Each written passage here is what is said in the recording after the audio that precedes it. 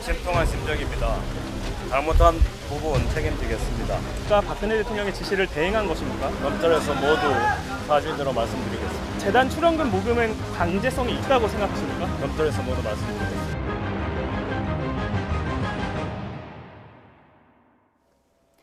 지금도 검찰 수사가 이어지고 있는데 어떤 얘기가 나올지는 좀 지켜봐야 될 대목인 것 같고요. 최순실 씨 혐의, 워낙에 의혹이 많다 보니까 온갖 혐의가 적용될 걸로 예상이 됐는데 막상 2개 혐의밖에 적용이 안 됐어요. 네.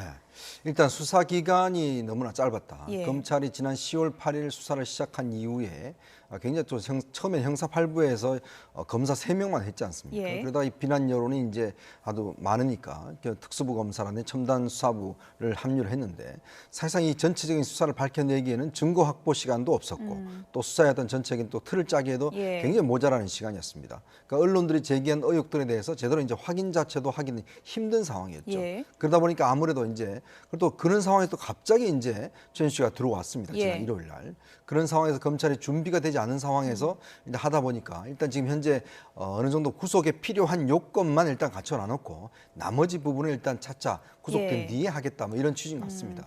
직권남용이다. 그러니까 공직자도 아닌데 직권남용이 적용된 건 안종범 전 수석과 공범으로 판단이 됐기 때문이라고 하던데요. 어떤 내용입니까, 이거? 그러니까 결국 이제 안종범 수석을 고리로 해서 예. 이제 한 것인데요. 지난번 이제 기업들한테 자금을 모금할 때 일단 직권 남용, 이 권리 행사 방해 뭐 이런 혐의가 적용됐고요. 예. 특히 이제 문화관광부 산하의 그랜드 코리아 레저 그 에이전트 계약을 하면서 그때 이제 그 직권 남용한 부분하고 예. 롯데그룹에 추가로 이 70억을 요구한 거 있지 않습니까? 이제 그런 것들 증언을 할 때 이제 최순실 씨라든지 그다음에 이 안종범 수석이 어떻게 가느냐 이런 것을 수차례 물어왔다라고 이제 그 증언을 했지 않습니까? 이제 그런 부분들이 직권을 남용한 혐의로서 공범 관계를 일단 본 것이죠. 예, 안종범 전 수석이 모든 일은 대통령의 지시를 받아서 한 것이다. 이렇게 말을 했다는 언론 보도가 나왔습니다. 이를 놓고 이제 박지원 비대위원장은 대통령을 배신했다. 이렇게 해석을 했는데 이 해석이 맞는 걸까요?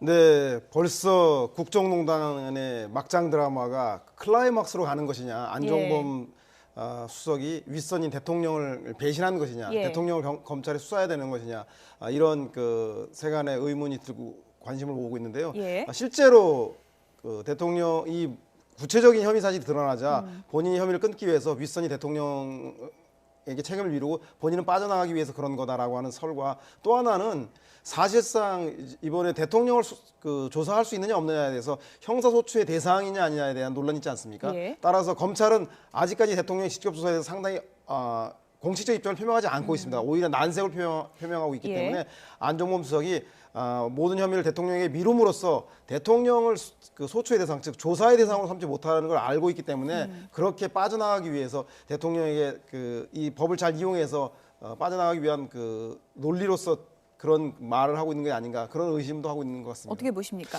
일단 지금 안종범 수석 같은 경우는 아마 이게 이제 혐의가 적용될 경우에 그 제3자 뇌물죄라는 게 적용될 경우에 상당히 중형을 선고받을 수 있는 가능성이 예. 있습니다. 특히 또 이제 이 관료 출신이 아니다 보니까 아마 교수 출신이다 보니까 여러 가지 이제 과정에서 상당히 허점들이 좀 많았던 것 같아요.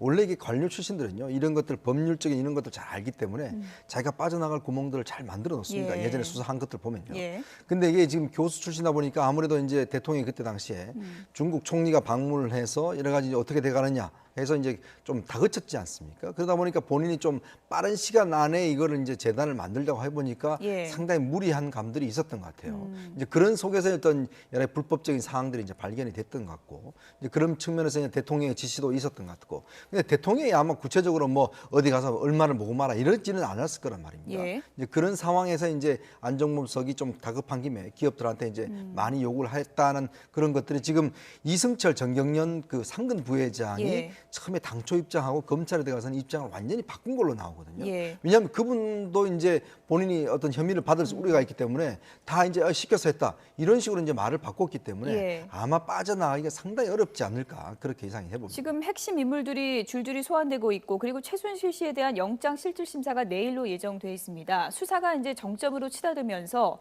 대통령도 수사 대상이 돼야 한다는 야권의 이제 목소리도 나오고 있는데요. 이거는 법적으로 어떻게 해석해 봐야 됩니까? 그렇습니다. 지금 여야나 법조계 내에서도 대통령 형사 소추 대상은 되지 않지만 예. 조사까지는 가능하다는 얘기 갑론을박이 좀 있습니다. 그래서 안종범 수석이 소추의 대상이 아니 될 것을 알고 본인이 모든 책임을 대통령에 미루는 것으로 무마하려고 하는데 거꾸로 이번 주 토요일 날 예정되어 있는 전국에서 촛불 시위가 예. 아주 큰 규모로 일어날 텐데 아마 검찰과 법원도 이 문제에 대해서 국민 여론과 민심을 잘 알고 있기 때문에 예. 단순하게 법리적 논쟁으로만 갈 게 아니라 국민 여론을 감안한 그런 구속에 대한 판단을 하지 않을까 싶고요. 특히 대통령에 대한 소환 여부도 이런 여론에 대한 향배가 아주 중요할 것 같다는 생각이 들고 예. 법리 공방이나 이런 여론에 앞서서 대통령께서 먼저 예. 이 문제에 대해서 나를 조사하고 청와대에도 조사할 게 있으면 적극적으로 협조하겠다라고 하는 정치적 해결책을 보이는 것이 국민들이 진실을 규명하는 그 요구에 대해서 올바른 대통령이 이 문제를 해결해 나가는 방법 아닌가 그런 생각을 해보게 예. 됩니다. 일단 안종범 전 수석 키맨으로도 불리는데 오늘 검찰 조사에서 어떤 얘기가 나올지 지켜봐야 될 것으로 보입니다. 이렇게 어수선한 가운데 집권 여당 분위기는 그야말로 자중질환입니다. 이정현 대표 그야말로 벼랑 끝에 몰려 있는데요. 오늘 또다시 사퇴를 거부했습니다. 두 번째 주제 보시죠.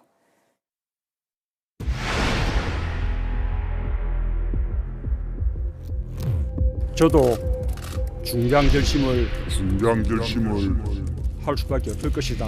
박근혜 대통령은 즉각 물러나십시오. 물러나십시오.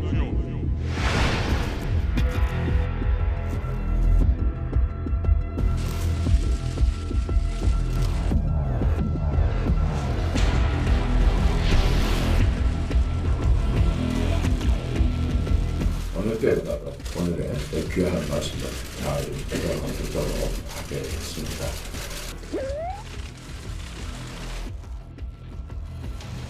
중진 말씀부터 좀 듣도록 하겠습니다.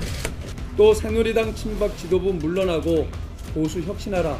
최순실 농단 강조한 친박 패거리는 모두 물러나야. 이것도 사설의 제목입니다. 우리 이정현 대표께서 그동안 어떤 말씀을 하셨고 과거에 무슨 일을 하셨고 이런 부분들을 거론하면서까지 얘기하고 싶지는 않습니다. 그 말씀을 하셔가지고 괜히 오해를 하게 하고 내가 무슨 뭐 도덕질을 해놓은 것처럼 누구하고 연관된 것처럼 지금 여기 우리 싸우자고 모이신 거 아니에요? 저한테 지금 문제 말씀하셨잖아요. 그러니까 제가 뭘 했다. 제가 어떤 도덕질을 하고 뭘 했다.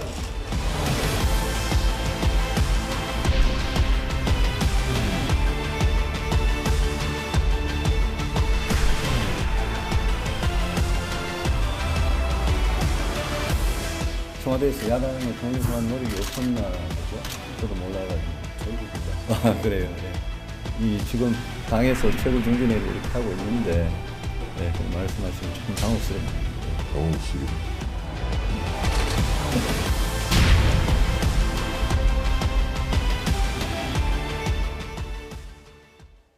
네, 당혹스러운 상황입니다. 새누리당 비박계에서 친박 패거리다 이런 용어까지 나왔는데 이정현 대표 물러나지 않겠다 고수하고 있습니다. 어떤 상황으로 봐야 될까요? 일단 지금 이정현 대표의 어떤 그런 퇴진 압력 같은 경우에 아무래도 본인이 이제 박근혜 대통령 복심이라고 이야기했지 않습니까? 그리고 또 정무석, 홍보석을 겸임했고 그런 상황에서 이제 현재 최순실 농단에 대해서 왜 당 대표로서 이 부분에 대한 어떤 견제나 또 어떤 이 미리 차단하지 못했느냐 이것에 대한 정치적 책임들을 묻고 있는 상황이거든요. 예. 근데 이제 이정현 대표는 이걸 내가 수습해야 된다라고 이야기를 하고 있는데 사실은 이제 청와대가 지금 전면 개편이 되고 내각도 이제 개편이 된 상황이죠. 예. 그동안 항상 당에서는 뭐라고 그랬습니까?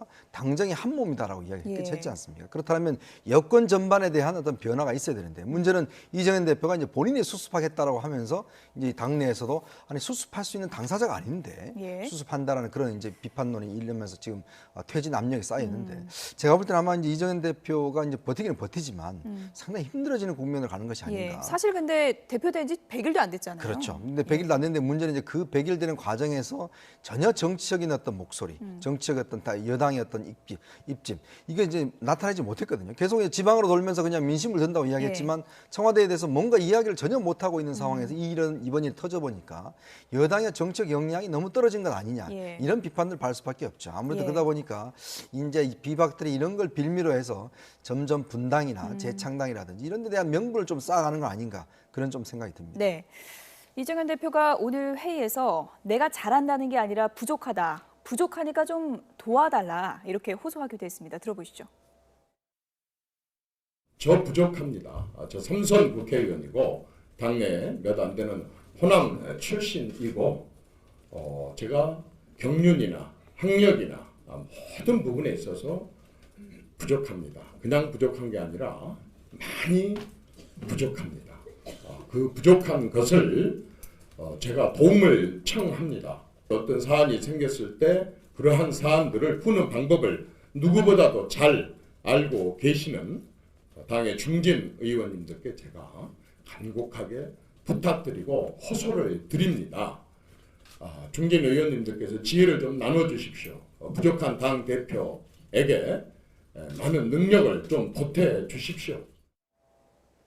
네, 많이 부족합니다. 도와주십시오 했는데 도움을 줄 수 있는 당내 의원들이 몇이나 될까요? 지금 상황에서. 지금 뭐 벌써 초선 친박들 예. 의원들 중심으로 해서 최순실 진상규명 대책위원회에 가입하면서 벌써 대통령 친박과 선긋기에 나서고 있는 걸로 봐서 지금 상황에선 선뜻 나서기는 어려울 것 같은데 예. 그도 그럴 것이 제가 볼 때는 그 난파하는 배가 지금 배가 새누리호가 난파하고 있는데 서로 누구누구 잘못이냐 친박 비박이 싸우고 있는 것처럼 보이는데 예. 사실상 그 원죄의 책임은 친박 지도부에 있다고 해도 과언이 아닌가. 지난번 국정감사에도 최순실 씨의 증인 채택을 놓고 비박께서 요구했음에도 불구하고 친박 지도부가 수용하지 않는 문제 예. 등 그때만이라도 채택이 됐더라면 한번 걸러지면서 여론이 많이 그 순화되었을 텐데 그런 문제부터 시작해서 제가 볼 때는 친박의 원죄가 크다. 그래서 친박이 저렇게 무조건 협조하라 그럴 것이 아니라 예. 정확하게 야당의 요구 중에 하나인 대통령에 대한 직접적인 수사, 조사에 대한 것들을 수용하면서 특검이라던가 야3당이 합의한 내용에 대한 것을 수용해 나간다면 예. 비박도 이것에 대해서 함께 해 나갈 수 있겠지만 그렇지 않을 경우에는 비박도 아마 대선 주자를 중심으로 아주 강력하게 나와서 예. 결정적으로는 탈당이라던가 내지는 탄핵 카드를 야당이 들기 전에 비박계 의원들이 먼저 들고 나올 예. 가능성도 지켜봐야 될 대목이 아닌가 생각이 듭니다. 예, 요즘 뭐 새누리당 풍경을 보면 비박끼리 모여서 따로 회의하고 상당히 계파 갈등이 정점으로 치닫고 있는 그런 모양새입니다. 오늘 친박과 비박의 감정이 그 두 사람의 언쟁에서 그대로 드러났는데요. 이정현 대표와 정병국 의원의 언쟁 다시 한번 들어보시죠. 이정현 대표께서 그동안 어떤 말씀을 하셨고 과거에 무슨 일을 하셨고 이런 부분들을 거론하면서까지 얘기하고 싶지는 않습니다. 그렇게 말씀을 하셔가지고 괜히 오해를 사게 하고 내가 무슨 뭐 도덕질을 해먹은 것처럼 누구하고 연관된 것처럼 그런 식으로 그 오해를 할 수 있게 뭐 되시기 때문에 제가 자제를 하는 겁니다. 아니 자제하지 말라니까요. 아니 본인이 원하는 거 왜 그러세요? 그냥 해주세요. 저는 안 하겠습니다. 그럼 그만 취소하세요. 지금 여기 우리 싸우자고 모이시죠? 아니 지금 저한테 지금 그런 말씀을 하셨잖아요. 그러니까 그 말씀을 해보시라고요. 제가 뭘 했다는 거? 내가 어떤 도둑질을 하고 뭘 했다는 겁니까? 도둑질 했다는 그러면요. 도둑질을 하셨어요? 아니 안 했어요. 근데 마치 한 것처럼 말씀을 하시니까 얘기를 하시라 그 말이죠. 제3자 입장에서 보면 일단 정병국 의원이 도둑질이란 단어는 언급은 안 글쎄요, 했는데 네. 이정현 대표와 그만큼 좀 감정의 골이 깊다고 할 수 있겠죠. 네, 그렇죠. 이제 사방에서 예. 공격을 받으니까 예. 이제 그런 거 좀 예민해졌던 것 같습니다. 근데 이제 이정현 대표가 지금 이번에 이제 김병준 지금 총리 내정자 발표 같은 경우도 보면 지금 당이 그동안 거국 내각의 문제에 대해서 좀 논의가 됐었는데 불구하고 이걸 전혀 지금 사실은 정치적으로 지금 뭔가 만들어내지 못하고 있는 상황 아니겠습니까? 이날도 바로 지금 이 중진회 할 때 바로 이제 내각 총리가 발표가 됐습니다. 그러다 보니까 중진들이 그럼 뭐냐 도대체 그럼 당이 왜 있느냐 지금 예. 이거 우리가 왜 무슨 논의를 하고 있느냐 이런 식으로 이제 볼멘 소리도 나올 수밖에 없는 상황이거든요.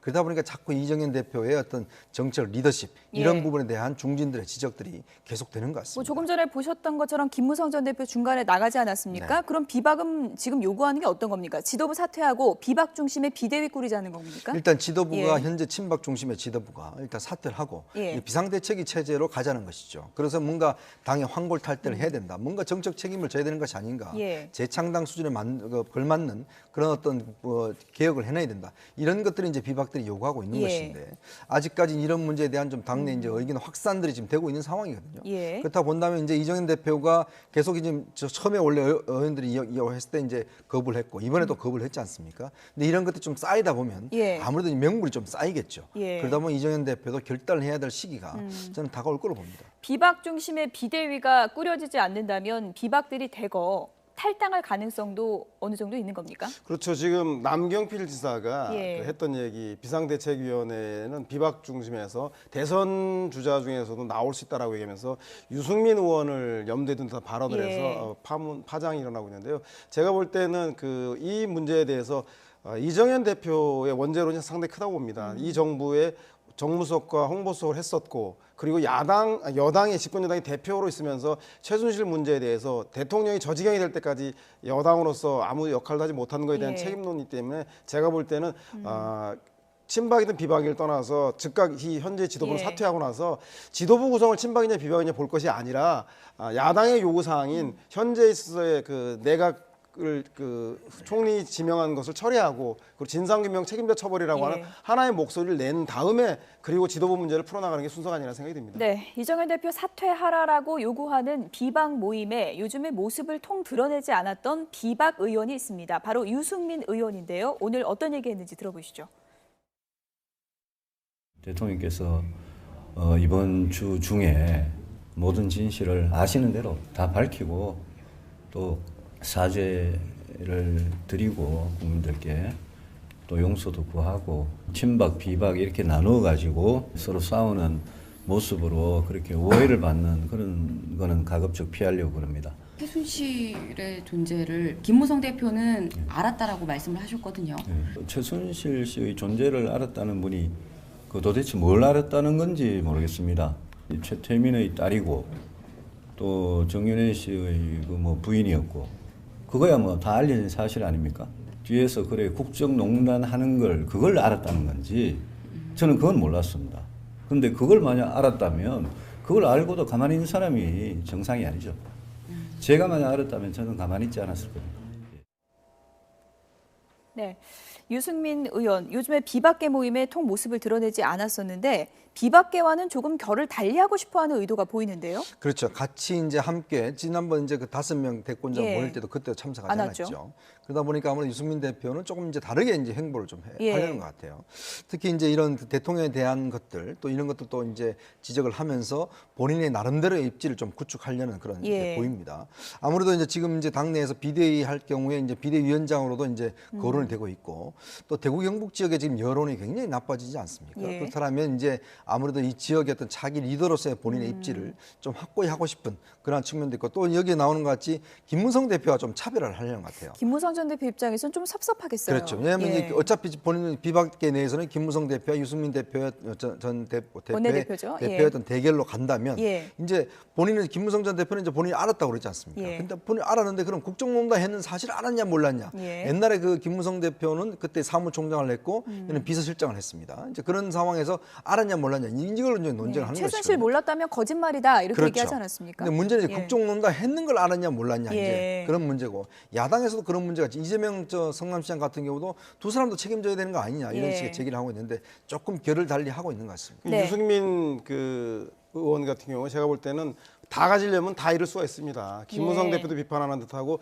친박도 비박도 아니 나는 독자적인 행보를 하겠다고 할 것이 예. 아니라 지금 차기 미래 권력으로서 현재 권력의 이런 국정농단 의혹에 대해서 자기 예. 목소리를 내면서 진상규명과 책임자 처벌에 대한 분명한 자기 목소리를 내지 않는다라면 대통령에 대해서는 분명한 소리를 내지 않았습니까? 국민 앞에 명백히 밝히고 또 한번 사과를 해야 한다 이번 주 중에. 이런 네, 사과뿐만 아니라 예. 이 문제 핵심적인 문제가 야당이 들고 오는 게 별도의 특검에서 대통령도 조사받을 생각을 해야 되고 국정조사까지를 먼저 요구해서 미래 권력사로서 분명한 의지를 보인다라고 한다면 예. 제가 볼 때 그것이 중요한 것이지 친박이냐 비박이냐에 들어가지 않는다고 해서 본인의 예. 미래가 보장되는 건 아니라는 걸 좀 알아야 될 것 같은 생각이 듭니다. 일각에서 거론되긴 했지만 유승민 비대위원장 카드 얘기가 나오고 있지 않습니까? 네. 이 카드를 새누리당이 꺼내든다면 옳은 선택이라고 보십니까? 저는 상당히 고려해볼 만한 카드라고 예. 봅니다. 왜냐하면 지금 이제 새누리당이 어쨌거나 새누리당이 위기에 좀 강한 예. 당입니다. 항상 위기가 있을 때 비대위원장을 지난번 그 2012년 대선 전에도 박근혜 그때 대표를 이제 그 비대위원장으로 선임했지 않습니까? 예. 그래서 당이 굉장히 황골탈퇴하고 상당히 대선에 승리를 했었는데 오히려 이제 그런 카드, 즉 그동안 핍박받던 사람들을 다시 비대위원장을 시킴으로 해서 국민들 보기에 아 이거 뭔가 변하려고 하는구나. 예. 그리고 뭔가 좀 변하는구나. 이런 모습을 보면 오히려 제가 볼 때는 전화위복 계기로 삼을 수 있다고 보거든요. 예. 그렇다면 가장 그동안 강력하게 대통령을 반대했던 사람을 오히려 비대위원장 시킴으로 해서 당의 모습 좀 변화시키는 것. 비박의 그럼 세력이 약간 중심이 유승민 의원 쪽으로 그렇죠. 쏠리게 그럴 될 수 텐데 있죠. 김무성 전 대표 입장에서는 호재는 아니겠어요? 그렇죠. 김무성 예. 대표 입장에 좀 끌어올 수가 있죠. 근데 예. 본인은 이제 안 한다고 했으니까. 예. 이제 그러면서 본다면 그것도 저는 제가 볼 때는 고려해볼 만한 카드다 이렇게 생각이 듭니다. 네. 오늘 청와대에서 김병준 총리 카드를 꺼내 들었는데요. 여야 협의 없이 결정된 것에 대해서 야권에서는 큰 반발의 목소리가 나왔습니다. 추미애 대표와 박지원 비대위원장의 목소리 들어보시죠. 대통령 아직도 정신 못 차렸구나 그런 느낌이 드는 순간입니다. 최순실 내각 정리하라라고 했더니 또 제2차 최순실 내각을 만든 느낌입니다. 대통령이 변명 같은 90초짜리 대국민 사과를 한 이후에 본인의 변호인처럼 힘센 실력을 자랑하던 정치검찰 민정수석으로 앉혀놓더니 이제 마치 엿먹으라 하는 그런 방식으로 불통의 방식으로 일방적으로 총리 인선 발표를 했습니다. 이런 방구도 없이 심지어 집권여당 원내대표와 신라 호텔에서 만나서 함께 차 타고 오면서도 얘기를 나누었지만 청와대가 게이트의 국면 전환을 인사 국면으로 전환시켜서 어떻게 호도해볼까 하는 이러한 안이한 생각을 하는 박근혜 대통령은 아직도 충분한 반성과 현 정세의 실태를 파악하지 못하고 있다. 김병준 내정자 자체가 문제가 아니라 이 과정을 받아들일 수가 없다. 인사청문회 하지 않겠다라는 게 지금 야 3당의 입장인 것 같아요. 네, 그렇습니다. 예. 그 인물 김병준에 대해서는 이미 국민의당에서 비대위원장으로 거론될 만큼 검증된 예. 인물이고 물론 더불어민주당의 문재인 대표 사이가 안 좋지만 그래도 참여정부에 참여했던 사람으로 친야당 성향 인물이기 예. 때문에 사람에 대한 문제가 아니라 그 과정에서 최소한 그 야당과 협의하는 과정 아니면 김병준 총리 내정자에게 야당의 대표들과 유력 대선주자에게 동의를 구하는 과정이라는 시간을 좀 주었더라면 예. 이렇게 문제가 생기지 않았을 것 같습니다. 왜냐하면 대통령은 분명히 국무총리 내정자를 만났다고 하는데 만나서 내 임기만 보장한다면 전권을 주겠다라고 분명히 약속을 했을 텐데 예. 그 전권을 김병준 내정자가 아니라 야당에게 동의를 구하는 절차가 생략된 것 이것에 대해서 야당은 가장 크게 반발하고 문제를 하고 있는 것 같습니다. 야당도 반발하지만 박지원 비대위원장이 슬쩍 회의에서 흘리긴 했는데 황교안 총리와 정진석 원내대표도 몰랐다고 하더라 했는데 정진석 원내대표도 오늘 회의 와서 들었다 그래요. 네. 그러니까 이게 지금 문제죠. 예. 사실 이제 이 지금의 그 그러니까 상황에 대한 이제 정신이 뭐냐면 결국은 뭔가 대통령이 권한을 좀 내려놓고 또 협치의 어떤 그런 상황으로 가야 된다라는 게 지금 어떤 요구하고 있는 거 아니겠습니까? 예. 그래서 이제 거국 내각의 이야기가 나왔고 네. 그게 여당 내에서도 이제 건의를 해서 대통령한테 건의를 한 상황이 아니겠습니까? 그렇다면 여야의 지금 정신은 그래도 물론 아직 협상은 잘 안 되지만 그래도 뭔가 거국 내각을 해서 뭔가 좀 힘을 모아야 된다는 쪽으로 이제 지금 가고 있는데 더군다나 지금 여소야대 국면입니다. 아무리 총리를 내정을 하더라도 지금 현재 국민의당과 더불어민주당이 합하면 159석이에요. 예. 그럼 도저히 통과할 수가 없습니다. 자, 이런 상황이 엄연한데도 불구하고 총리는 당연히 임명 제청을 해야 되거든요. 예. 근데 임명 동의를 해야 되는데 문제는 이렇게 버젓한 상황에서 대통령이 또 옛날과 똑같은 방식으로 해서 지금 총리를 추천했단 말입니다. 그러면 야당 입장에서는 여당 입장에 본다면 이거는 완전히 들러리 서는 느낌밖에 들지 않지 않겠습니까? 지금 또 여당 원내대표 정진석 원내대표가 지금 본인이 지금 야당하고 계속 싸우면서 이야기했던 이야기가 이제 거국 내각인데 그게 지금 벙쩍 가버리고 지금 이제 김병준 총리가 또 임명을 해놨는데 아마 청와대에 대해서 굉장히 좀 기분이 나빴을 것 같아요. 그런 측면에서 본다면 지금 상황에서는 아마 국회에 오더라도 저게 통과되기 힘들 것 같습니다. 청와대 입장에서는 야권을 좀 고려해서 이른바 노무현 전 대통령의 사람을 내정한 것 같은데요. 이게 과정의 문제로 이제 야권에서 크게 반발을 하고 있는데 일단은 그 김병준 내정자의 자가 이제 좀 설득할 수 있는 과정도 있지 않을까 그런 생각 드는데 어떻게 보십니까? 그렇죠. 예. 오늘 원래 2시에 하기로 했던 예. 수락에 대한 그 기자간담회를 하기로 했는데 물론 뭐 안종범 수석의 그 검찰 출석 시간과 겹쳐서 2시 40분에 연기됐는데 다시 2시 40분에서 돌연 내일로 연기된 걸 보면 내일로 이제 입장 발표하겠다고 예, 했죠. 입장 발표가 연기된 걸 보면 아마도 복잡한 속내가 있을 텐데 제가 볼 때는 김병준 그 내정자가 야당의 그 대표들과 유력 주자들에게 내가 당신들이 요구하는 3당의 합의 사항인 대통령에 대한 특별 검사를 통한 수사 그리고 국회에서의 국정조사에 대통령을 출석시키다라는 등의 강력한 요구들을 수용할 테니 나와 함께 내각을 꾸리는데 협조해달라. 추천한 사람을 논의하자라는 얘기를 마지막으로 설득해 볼 텐데 그것이 되지 않는다라면 사실상 내일 총리직을 수락하기가 쉽지 않은 상황. 아까 말씀하신 대로 임명제청도 불가능할 뿐더러 청문회 자체가 열리지 않을 가능성이 높아서 오히려 이 전국이 여야가 더 충돌하게 되는 지점이 될 수 있기 때문에 총리 수락하기가 쉽지 않을 것 같은 김병준 카드가 개헌까지 내다본 카드라고 보는 시각도 있더라고요. 네, 그렇죠. 김병준 총리는 대통령 중심제에서 실제로 그 대통령에 차라리 권한을 주던가 그래서 국회에 권한을 좀 줄이든가 그것이 아니고 국회의 권한을 강화하려면 차라리 내각제로 가야 한다는 것이 나왔기 때문에 이번에 여야가 함께 그 내각을 구성하는 것을 시험으로 해서 이걸 평가를 통해서 향후에 국민적으로 내각제에 대한 국민적 설득과 동의 과정을 가져보자 이런 것이 기본 입장인 걸로 알고 있습니다. 언론 인터뷰에서 개헌에 대한 소신을 밝히기도 했는데 내일 입장 발표에서 어떤 내용이 나올지 좀 지켜보겠습니다. 오늘 여야 협의 없이 개각이 이뤄진 부분에 대해서 야권의 대선 주자들 강하게 반발을 했습니다. 안철수 전 대표와 문재인 전 대표 하야까지 언급했습니다. 들어보시죠. 박근혜 대통령은 지금 사태를 수습할 수 있는 골든 타임을 또다시 놓치고 있습니다. 제안했던 거국 중립 내각 방안을 박근혜 대통령은 거부했습니다. 앞으로도 정치적 해법을 찾는 것이 불가능하다고 판단된다면 저도 중대한 결심을 할 수밖에 없을 것이다는 점을 말씀드려 둡니다. 저는 오늘 제게 주어진 정치적 소명을 담아 비정한 각오로 선언합니다. 박근혜 대통령은 즉각 물러나십시오. 다시 한번 말씀드립니다. 박근혜 대통령은 즉각 물러나십시오.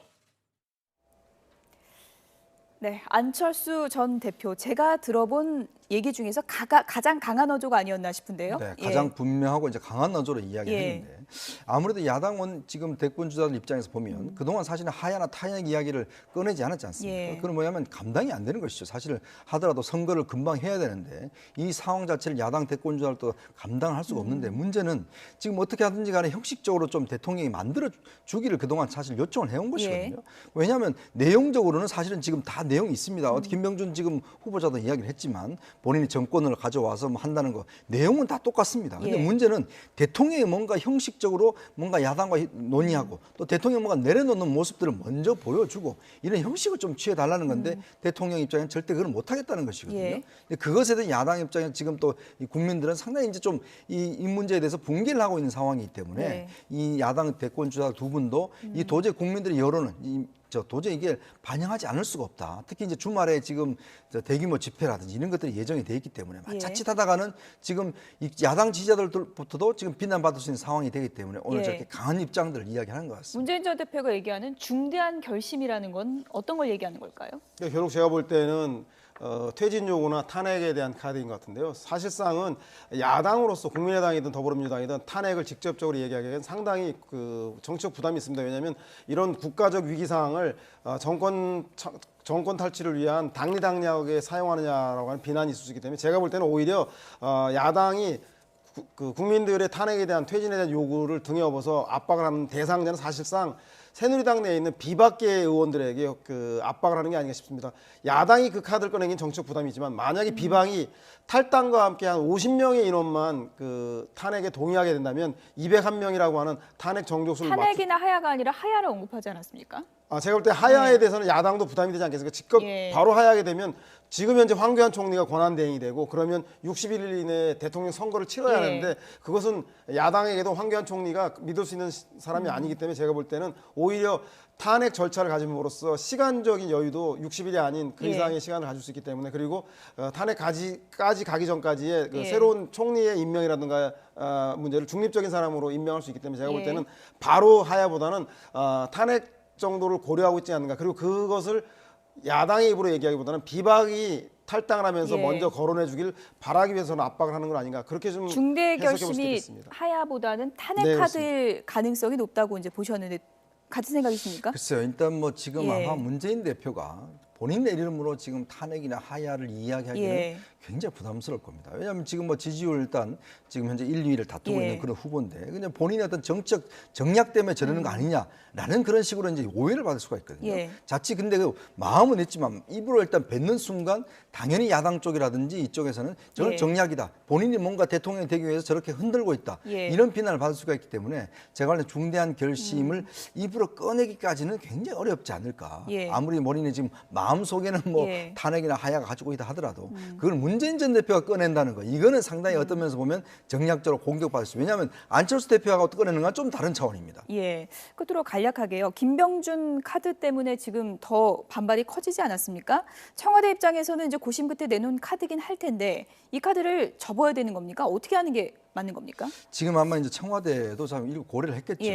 근데 이제 옛날에 보면 그런 영화 구타유발자라는 영화가 있지 않습니까? 뭔가 상대방으로 하여금 좀 저걸 하게 해서 자기가 이제 어떤 명분을 얻는 건데 문제는 제가 볼 때는 청와대가 만약에 이런 그걸 알고도 했다라면 야당 쪽에서 당연히 반발할 거고 통과를 안 시켜줄 거고 그러면 대통령 입장에서는 봐라 내가 뭔가 국정을 좀 정상화하려고 하는데 야당이 지금 반대를 하기 때문에 도저히 못하고 있는 거 아닌가 오히려 책임을 야당한테 떠넘길 수 있는 그러한 또 계기점을 마련하기 위해서 혹시나 저런 어떤 시나리오를 하는 것 아닌가라는 또 의심도 솔직히 듭니다. 저는 뭐 결국 김병준 내정자가 결정할 것이라고 보는데요. 김병준 내정자의 성품상 제가 볼 때는 대통령으로부터 전권을 위임받았더라도 야당이 동의하지 않는 한 그 법안이라든가 예산이라든가 일부의 그 국정 운영을 할 수 있기가 불가능하기 때문에 제가 볼 때는 야당에 노크를 해보고 야당에서 아주 냉담한 반응을 보일 경우엔 사실상 내일 제가 볼 때는 수락을 거절하는 그 기자 간담회가 될 수도 있다라는 공은 김병준 내정자에게 넘어갔다는 생각이 듭니다.